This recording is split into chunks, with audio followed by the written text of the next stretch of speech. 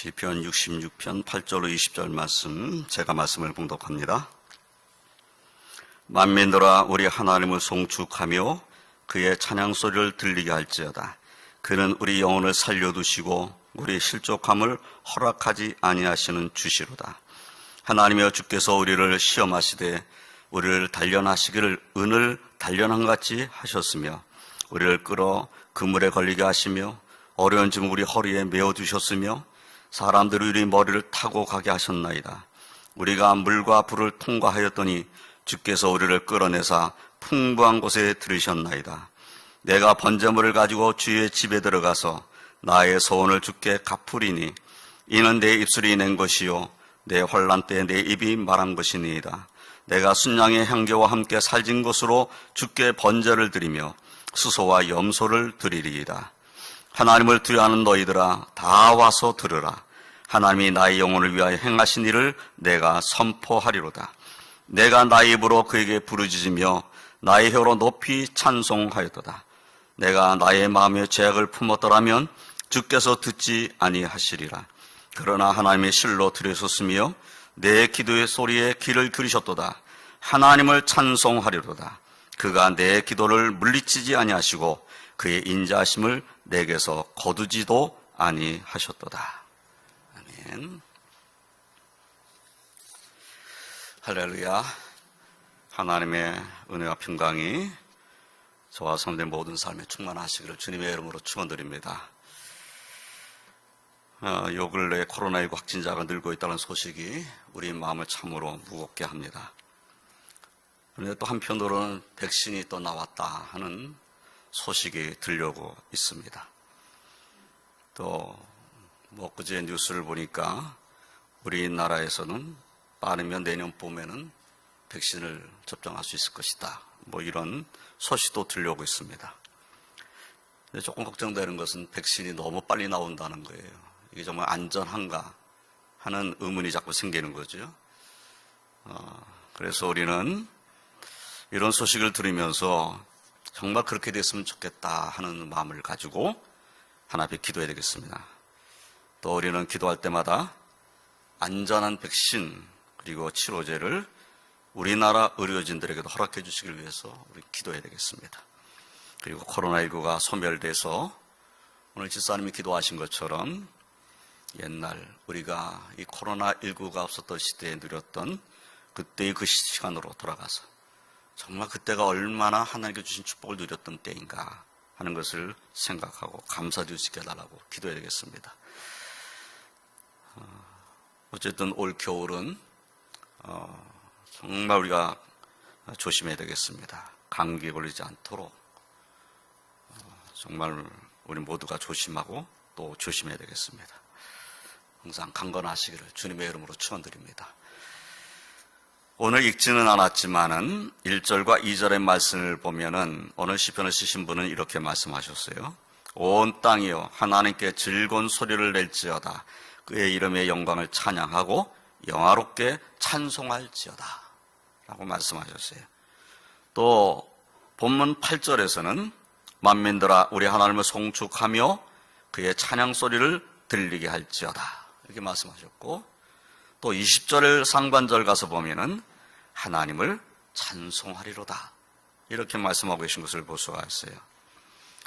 이 시편 66편을 쓰신 분이 이렇게 하나님을 찬송하라고 말씀하시는 이유는 하나님께서 우리와 함께 하신다는 이 시편을 쓰신 분의 확신에 근거한 것입니다. 오늘 이 시간에는 우리와 함께 하신 하나님에 대한 이 시편을 쓰신 분의 확신을 함께 상고하면서 우리도 이런 확신 가운데 거하게 해달라고 기도하는 그런 복된 시간이 되고, 또 하나님께 주시는 은혜가 넘치시기를 주님의 이름으로 축원드립니다.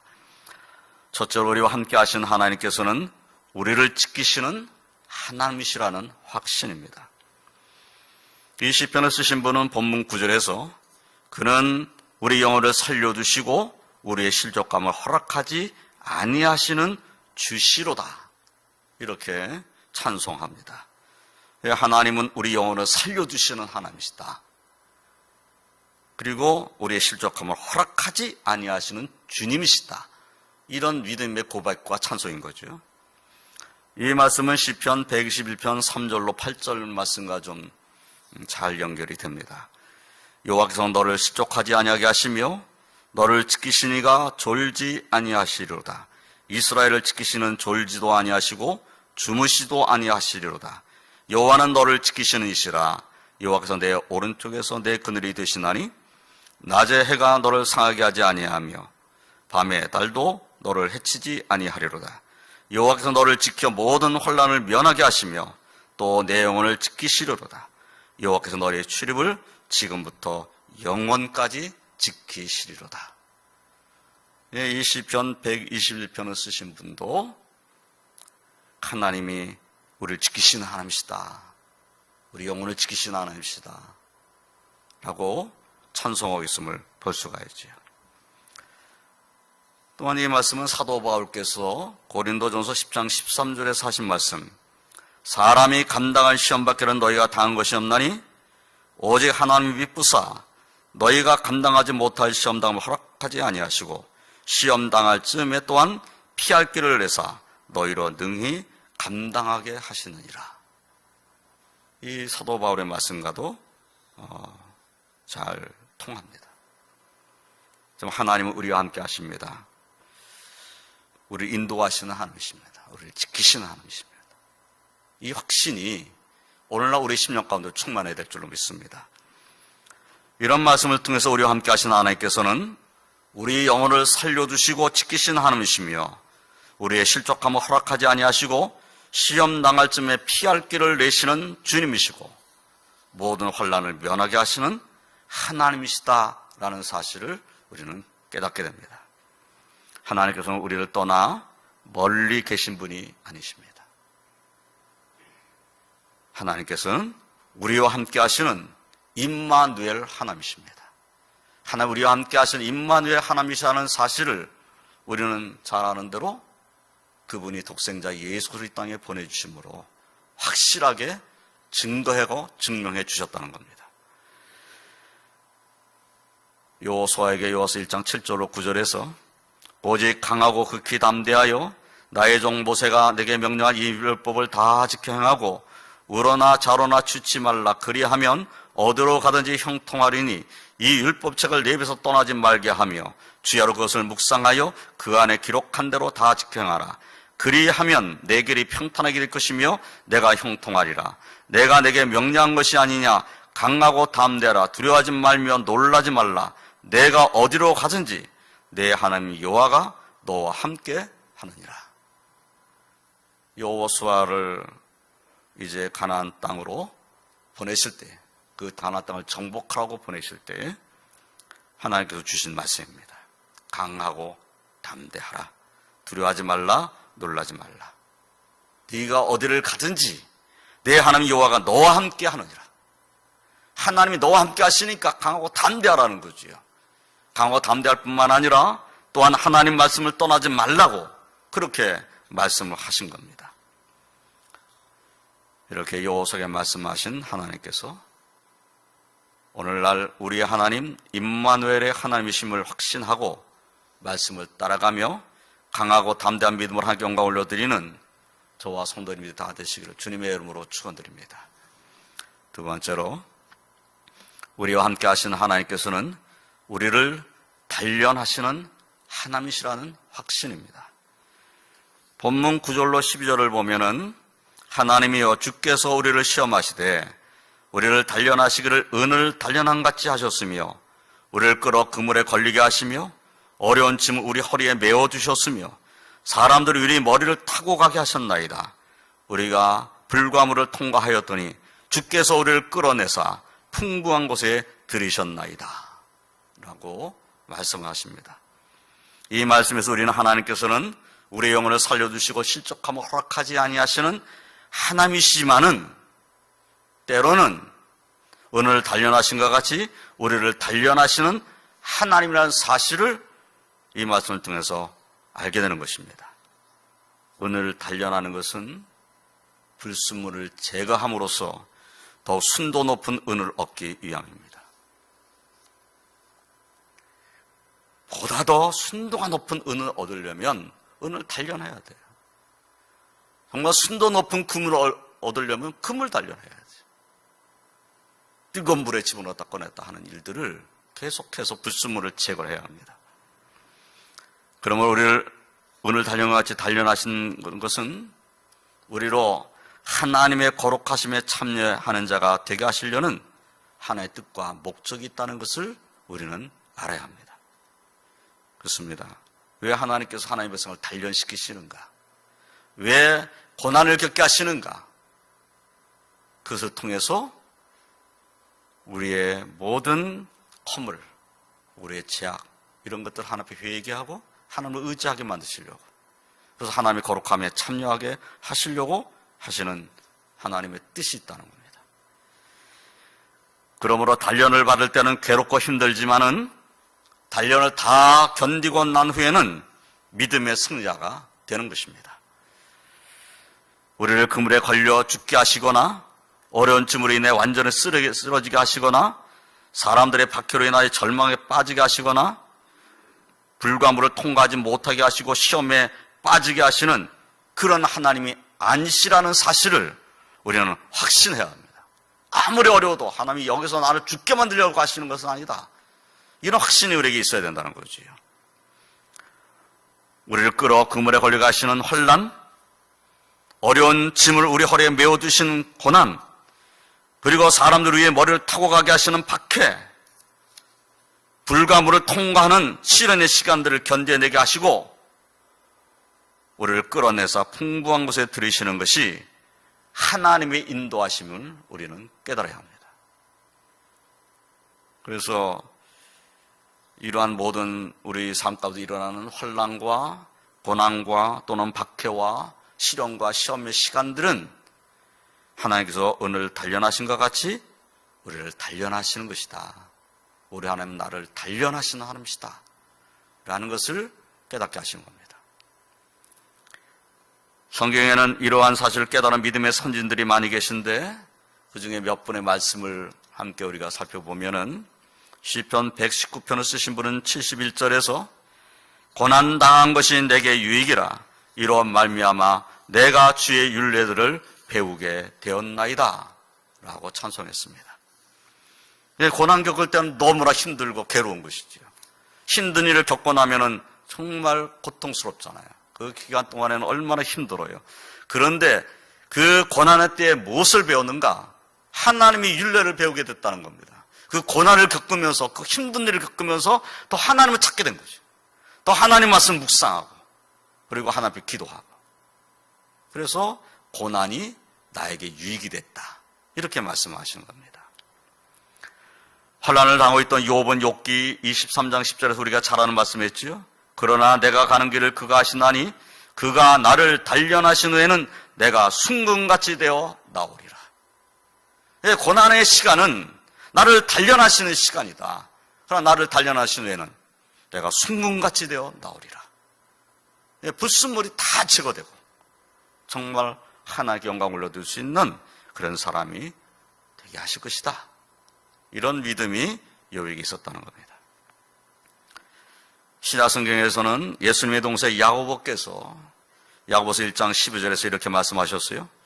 시험을 참는 자는 복이 있나니 이는 시련을 견뎌낸 자가 주께서 자기를 사랑하는 자들에게 약속하신 생명의 멸류관을 얻을 것이기 때문이라 라고 말씀하셨어요. 이 시험을 참는 것이 복이다. 이 시험을 잘 견뎌내면 주님께서 자기를 사랑하는 자들에게 약속해 주신 생명의 멸류관을 얻게 될 것이다. 시험을 이겨낸 사람은 생명의 멸류관을 받게 된다는 그런 말씀입니다. 시험을 참고 견뎌낸 자에게 주시는 축복을 예수님의 동생 야곱께서 우리에게 말씀해 주셨어요. 사랑하는 성도 여러분, 형통할 때뿐만 아니라 고난의 때도 역시 하나님의 은혜의 때임을 잊지 마시기를 바랍니다. 하나님께서 우리를 은을 단련한 같이 단련하시는 하나님이시기 때문입니다. 우리를 넘어뜨리려고 단련하신 것이 아니라 우리에게는 불순물을 제거해서 하나님의 영광에 참여하는 자가 되게 하시려는 하나님 뜻이 있다는 거예요. 그래서 고난은 겪을 때는 힘들지만 이 고난의 끝에서는 우리는 주님을 보게 된다. 이런 믿음 가지고 견뎌내는 것이지요. 이 시편 66편을 쓰신 분은 본문 13절로 15절에서 이렇게 하나님께 영광을 올려드렸어요. 내가 번제물을 가지고 주의 집에 들어가서 나의 서원을 주께 갚으리니 이는 내 입술이 낸 것이요 내 환난 때에 내 입이 말한 것이니이다. 내가 순양의 향기와 함께 살진 것으로 주께 번제를 드리며 수소와 염소를 드리리이다. 자신을 연단시키신 하나님께 영광 올려드리는 이 시편을 쓰신 분의 모습을 우리가 볼 수가 있는 것이에요. 그가 고난을 겪을 때 이렇게 기도한 거예요. 하나님, 내가 이 고난을 다 이길 수 있게 된다면, 하나님이 나를 이기게 해주신다면 내가 하나님께 번제로 제사 드리겠습니다. 내가 하나님께 영광 올려드리겠습니다.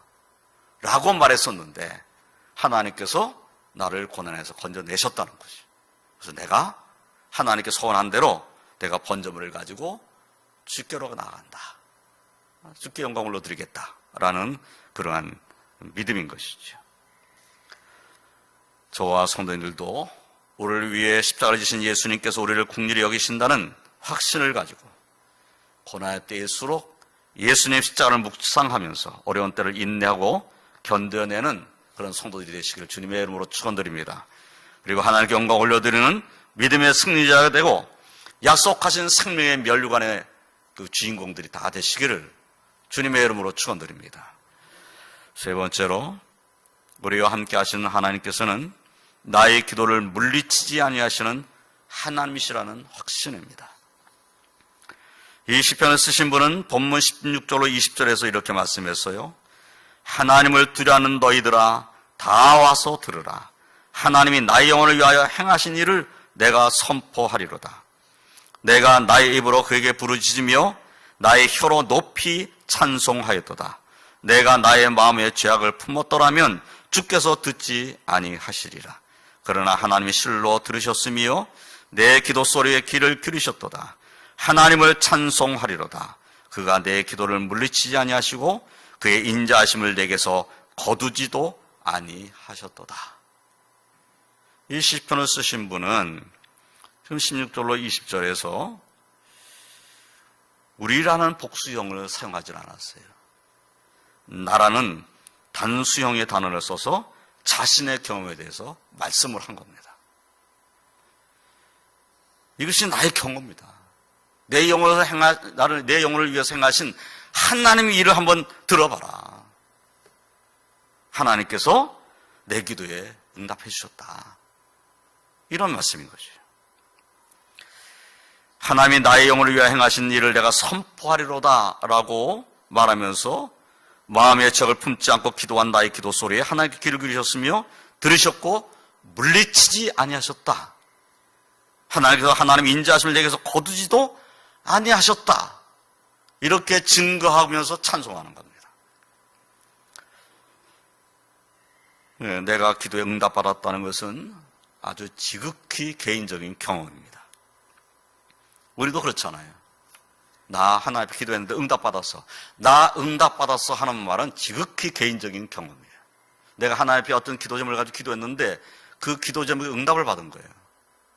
이런 경우도 있겠죠. 내가 기도한 것보다 더 좋은 것으로 하나님께서 내게 주시는 거예요.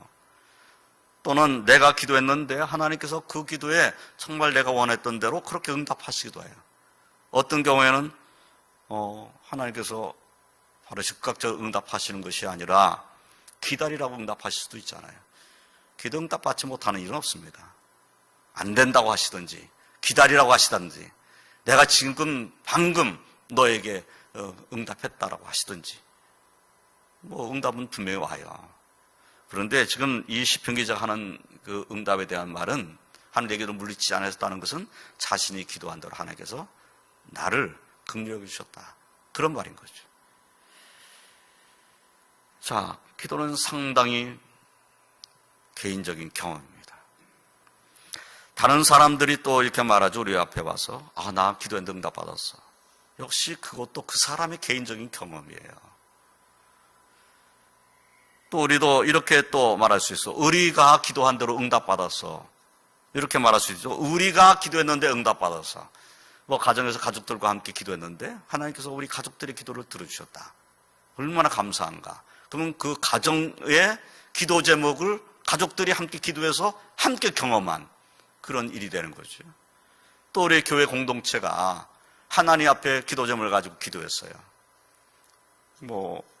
우리도 같은 기도 제목을 가지고 기도하는 때가 있었잖아요.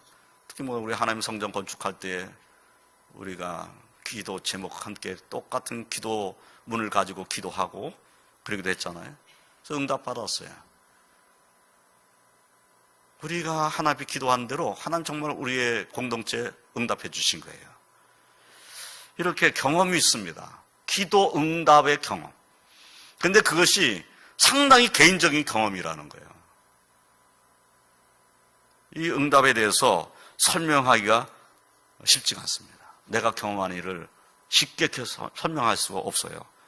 그런데 기도에 응답받은 사람은 안다는 거죠. 내가 기도한 것을 응답하셨다는 것을 내가 어떻게 아는가? 내가 기도했는데 그 기도한 대로 이루어졌으니까, 내 삶이 이루어졌으니까. 그래서 그것이 기도 응답의 경험이라는 겁니다.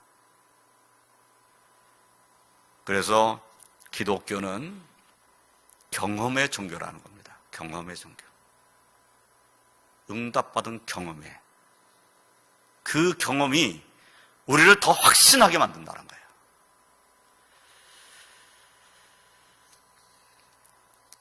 나의 기도를 하나님께서 물리치지 아니하신다는 확신은 기도 응답을 받은 경험으로 인해 더 커지게 되는 겁니다.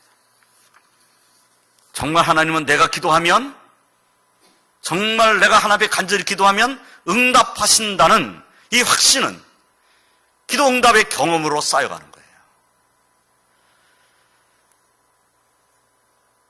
그러므로 기도 응답에 대한 개인적인 경험이든 또는 공동체 경험이든 이러한 경험이 우리의 삶에 얼마나 쌓여가고 있는가 하는 것은 매우 중요한 일이 되는 겁니다. 기도 응답에 대한 경험이 내 삶 속에 얼마나 쌓여져 가고 있는가. 그 기도 응답의 경험이 쌓여갈수록 하나님께 대한 확신은 무너지지 않는다는 겁니다. 정말 하나님께 내가 소망을 두고 간절히 기도했던 제목이 응답받았을 때 그 기쁨과 감격을 잊을 수가 없어요. 그 은혜를 잊을 수가 없습니다. 이 시편을 쓰신 분은 지극히 개인적인 삶에 함께 하신 하나님, 자신의 기도에 귀를 기울이시고 들으시며 물리치지 아니하시고 응답하여 주신 하나님께 영광을 올려드립니다. 이러한 믿음이 저와 성도들에게도 충만하시기를 주님의 이름으로 축원드립니다. 나에게도 기도 응답의 경험이 있다.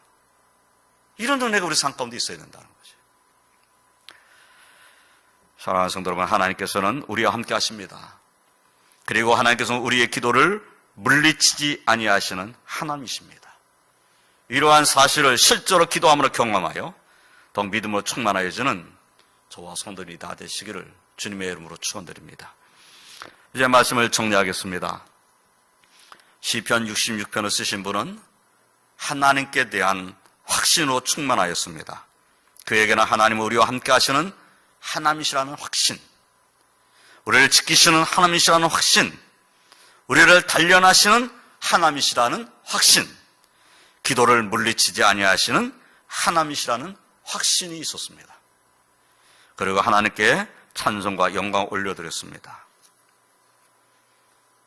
이 확신이 저와 성도들에게도 충만해서 우리와 함께 하시는 하나님을 신뢰하며 우리의 기도를 물리치지 아니하시는 하나님을 의지하는 믿음으로 이 어려운 때를 이겨내고 감사와 찬송으로 하나님께 영광을 올려드리는 저와 성도님이 다 되시기를 주님의 이름으로 축원드립니다. 기도하겠습니다. 하나님, 감사합니다. 오늘 시편을 쓰신 분의 말씀을 통해서 다시 한번 우리가 깨닫게 됩니다. 하나님은 우리를 떠나 멀리 계신 하나님이 아니시라 우리와 함께 하시는 하나님이시며 우리의 영혼을 살려두시는 하나님이시고 우리를 실족하지 않도록 지키시는 하나님이신 것을 다시 한번 깨닫게 됩니다. 하나님께 소망을 두며 하나님을 의지하는 믿음으로만 사는 저를 될 수 있도록 은혜를 더하여 주시옵소서. 또한 하나님께서는 우리의 삶을 인도하시며 주관하시는 하나님이시며 우리의 기도를 물리치지 아니하시는 하나님이심을 믿습니다. 고난 중에도 어려운 중에도 우리를 놓아버리시는 하나님이 아니시라 반드시 건져내시며 긍휼을 베풀어 주시며 은혜로 함께 하시는 하나님이심을 믿습니다. 코로나19로 인하여서 어려운 때를 지나고 있는 저희들을 긍휼히 여겨주시며 우리의 심령 가운데 소망이 넘치게 하여 주시며 더욱 주님으로 인하여 찬송 부를 수 있는 그런 은혜가 우리의 삶 가운데 가득하도록 역사하시고 축복하여 주시옵소서. 이 한 주간도 주의 은혜 가운데 믿음으로 승리하는 저희를 다 되게 하여 주시옵소서. 예수님의 이름으로 기도드리옵나이다. 아멘.